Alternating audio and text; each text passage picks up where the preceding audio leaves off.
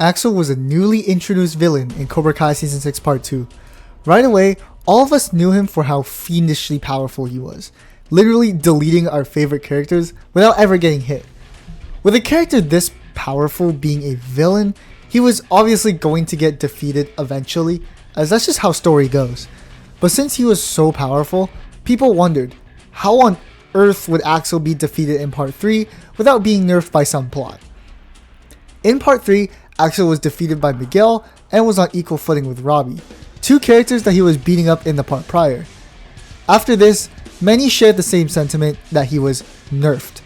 Today, we are going to be studying Axel's power levels and seeing if he was actually nerfed or if there was some other factor to how he was defeated. First off, we have to see where Axel was in Part 2. In Part 2, Axel walked into the Sekai Taikai as the reigning champion alongside his female counterpart Zara Malik. Axel throughout the tournament was infamous due to literally nobody being able to land a hit on him. He first beats up Quan and Yoon at the same time with no difficulty, and then from then on, he proceeds to continue to beat up other characters. When he fights Robbie, he goes 5-0 with Robbie before the brawl starts, showing very clearly that Axel is in a different league compared to these other guys, and had the brawl not started, Robbie was probably not going to win this fight. During the brawl, he beats the hell out of Miguel real easily, who is a fan favorite, and he ended Part 2 when he eliminated Quan. By the end of Part 2, I don't think that anyone will argue with the fact that Axel was the strongest team there, like easily. I mean, he easily beats up 3 fan favorite characters who are known for being really strong without ever getting hit once. Like Daniel and Johnny said, he had impeccable defense and offense, to the point where the best thing Robbie could do was go on defense. So how would he be defeated in Part 3? Well, in Part 3, we see that Axel is still training for the Sekai Taikai continuation.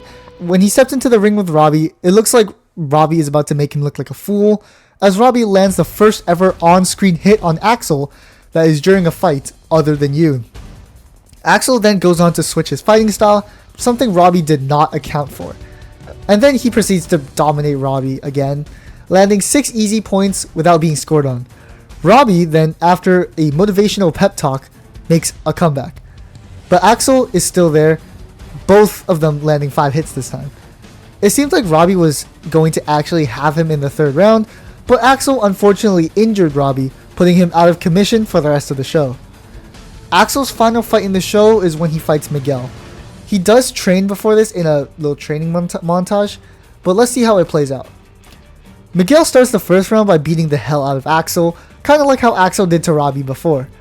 Miguel ends the first round with 5 points. Axel, after getting scolded for the millionth time, proceeds to lock the hell in, beating up Miguel, ending the round 2 with 15 points to Miguel's 5. At this point, it seems like Miguel is done for. How is he supposed to close such an extreme gap? But after getting a huge pep talk from Johnny, Miguel proceeds to do one of the most controversial things in the show, beat up Axel without getting hit once again. Miguel ends the round winning 25-15.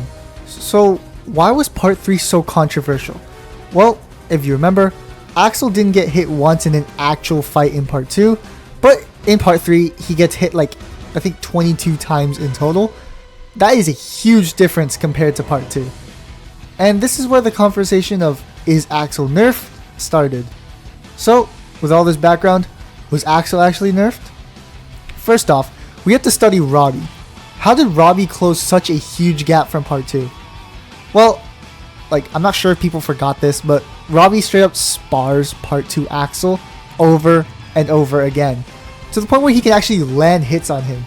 Since Hawk and Dimitri are the smartest characters in the verse, they were able to make a super accurate Axel simulation with Miguel as the copy.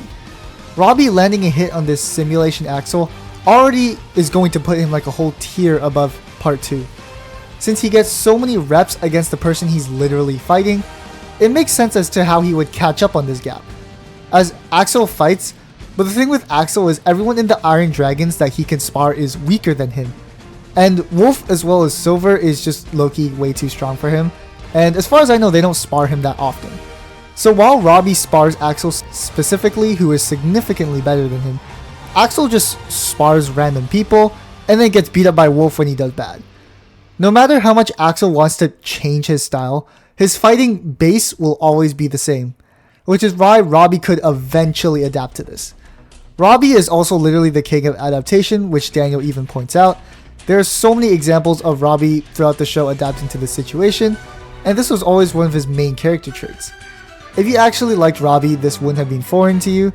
So Robbie adapting to Axel makes sense with all we just covered, with him actually like fighting Axel in practice, as well as being the king of adaptation. But then that leaves the question, how did Miguel adapt so much? Well, to start, Miguel was literally in Axel's body for God knows how long. Probably quite a long time if they're training this intensely. I'm sure someone as smart as him would adapt the neuromuscular connections to Axel's moves, at least in Axel's first stance. Not only this, but when Robbie first fights Axel, Axel randomly changes his stance out of nowhere, and with no prior prep, Robbie is made to adapt on the spot. Miguel, on the other hand, watches this fight and literally sees Axel's secret stance that he uses, so I don't see how it was so odd to people that he could have worked around this. Since Robbie actually fights Axel, I assume he would give Miguel advice on this, just like Sam did when she taught Tori the drum. I don't see why Robbie wouldn't try to help Miguel like this. As well as the fact that we see Miguel train with Hawk and Dimitri, who did make an Axel clone, so I do think that they would also be able to help him in some way. Axel trains too, but like I said earlier, he still suffers from the fact that he mainly fights people weaker than him, other than when he sparred Silver. Whereas Miguel has direct input from literally being Axel, as well as someone who was catching up to Axel and actually fought him in his secret stance. Unless Axel had a third secret stance, I just don't see how it was so odd that he adapted. Anyways, with all of this in mind, was Axel nerfed? Me personally, I do not think so. Sure, the catch-up was absolutely diabolical. I mean, they closed like a whole tier on part 2. But Miguel and Robbie have consistently shown to be the most talented fighters in the verse, and this has been implied since season 2. Doing abysmal things like making the world tournament with not that much experience, or winning the All Valley and going 1 and 2 in the All Valley with just about 5 to 6 months of experience. So those of you who claim to like these characters, I'm starting to think that you all don't like them on a more personal level, and just like them because you think they're cool.